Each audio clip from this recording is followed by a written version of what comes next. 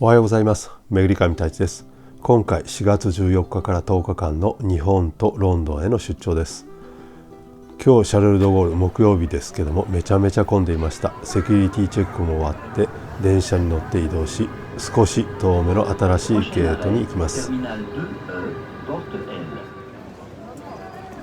今回はエールフランスの関空までの直行便約13時間のフライトになります。プリミエコノミークラスだったので足元が広く快適に過ごせました。食事はモフのフレデリック・シモンシェフが監修したものでとても美味しかったです。関空に着いてリムジンバスを待ってる間、スタバで抹茶フラペチーノ、やっぱり日本の方が美味しいです。今回3日間だけ5年ぶりに実家に帰ってゆっくりできました。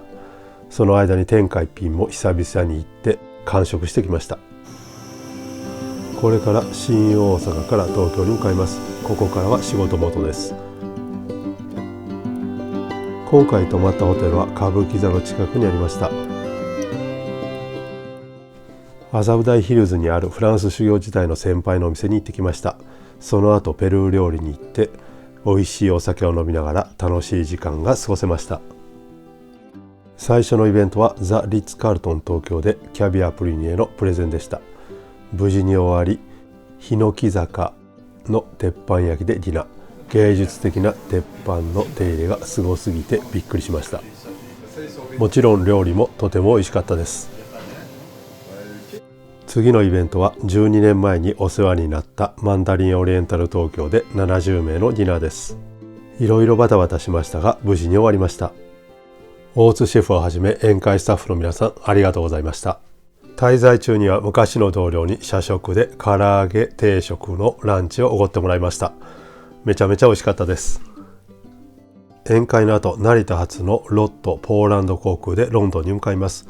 ビジネスクラスだったのでシャンパンを飲んで美味しい和食を食べてゆっくり眠れました。